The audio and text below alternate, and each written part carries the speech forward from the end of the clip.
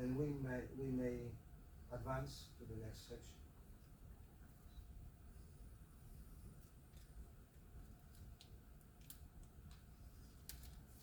The fact that any record of all that happened during the 15 months of canvas completion has arrived to us is an extremely curious and notable one, with the exception of the two allotted sources. Both Benedetto Guidi, the editor and poet and historian, and Colbert, the minister of the King of France, both are direct because they origin from San Giorgio Maggiore, and the most relevant one even from an ocular witness, Benedetto Guidi. Moreover, attending both to the fact that the picture was immediately renowned from its beginnings in Italian lands and beyond, and that the refectory was continuously visited by international authorities, diplomatic and ecclesiastical, in addition to relevant artists comparable to Vasari's statue. The Florentine maestro visited Venice just 3 years later, and he did also the art gallery of Grimani family, where Giorgio's self-portrait was displayed. However, he did no mention of what we already have documented. We think that this ominous and near absolute silence in the historical sources, except for the few fragmentary legends previously documented by our works, could be linked to the identity of many of the guests for the biblical banquet, an intellectual network of coevals, high prelates and ecclesiastics, mainly Venetians, who advocated for the peace with reformed lands during the decades earlier to conclusion of the Council of Trent.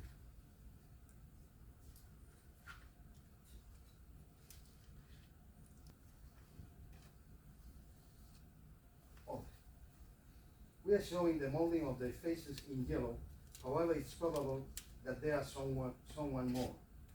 As they called themselves, the Spirituali were protected by the emperor himself and by the Filo-Imperial nobility in Italian lands, especially those Romans and Neapolitans, the Colonna and also the Gonzaga. Some of them are in the campus. Just a minute. Some of our illustrious guests were persecuted by Roman authorities, up to 13 as far as we know of them, those depicted in dark pink.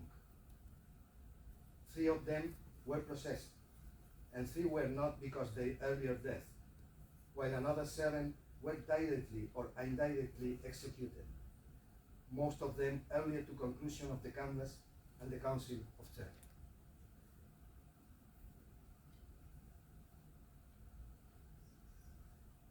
To summarize our exposition, we may observe all the elements, 11, in their respective places.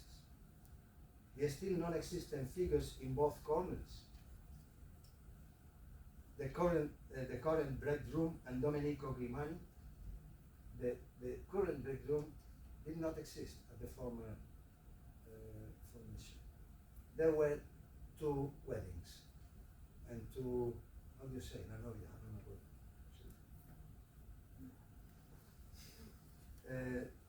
The Palladian disegno, it means 3 of figures for the end of both tables. In this way, there are exactly 12 guests to each side of Jesus Christ. We may appreciate the true betrothal, Eleanor de Austria, as Carlo Ridolfi legends affirm. The actual, the current one, is, of course, the wife of Alfonso de Avalos, Maria de Aragona, and no Eleanor de Austria. Carlo Ridolfi said the truth. The bridegroom are in the corner of the table. However, he said he didn't say who are. And in fact, Alfonso de Avalos, this is the harpsichord, this right arm. This is the only arm in all the canvas which fits this position for exactly this function, with the harpsichord. Another detail, the two betrothal, Eleanor de Austria and Francisco I, of course, his real husband. In the version the academic circles used today, the current interpretation say that Alfonso de Avalos is married to Eleanor de Austria, who is the wife of Francis I. This is incorrect. There were two weddings. This is the first one, and Alfonso de Avalos was not there. And the specular figure, Domenico Grimani, the patron of Giorgione in life, was not there. We may appreciate also the common right, I pointed to, of Alfonso de Avalo and Paolo I Frankenstein. Also, the own body of harpsichordist Paolo I, whose head fits exactly, this head fits exactly inside the left arm of the current Veronese to Viola da Gamba. By this reason, I said before, never they mix the contours. We don't observe this in the canvas. All the times he reconfigured the same silhouettes to generate new forms, new figures, new personages. In fact, many of the arms are changed. These were cartoons, you say,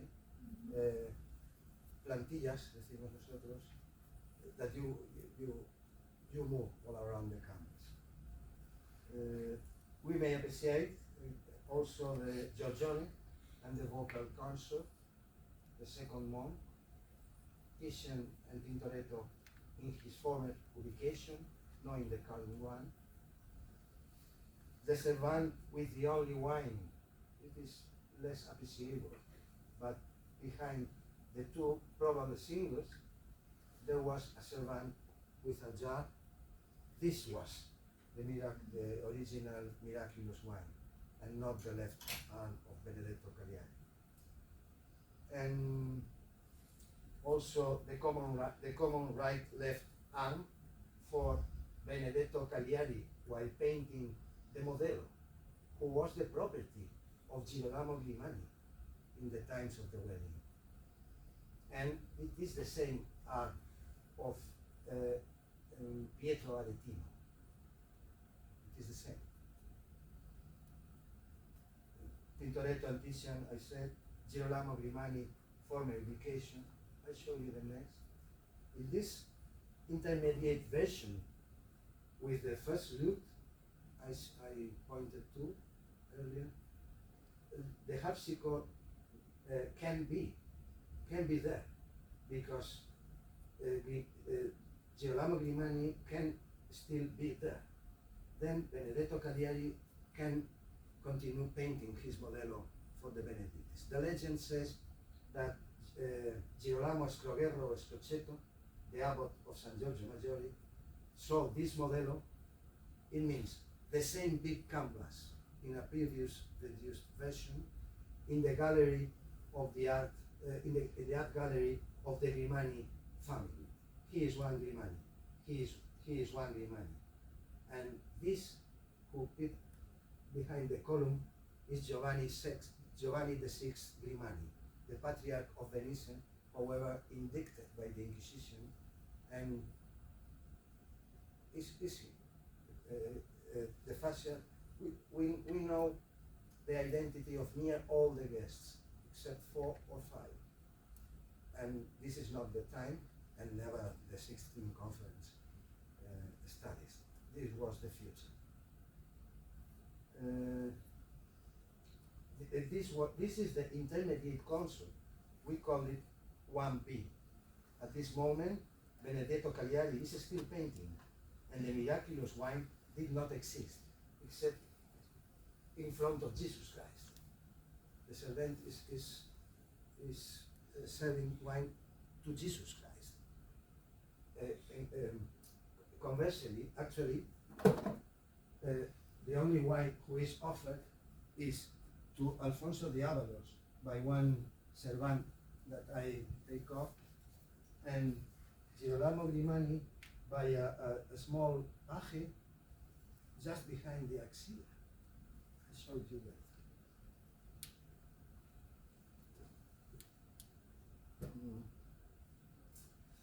As it can be appreciated, Aretino's right arm was in origin the cartoon of Benedetto's former left arm, while painting his model in face of Benedictines, his arm. And of course, as it was a Venetian painter musician, previous one, his left hand showed a golden ring in the thumb.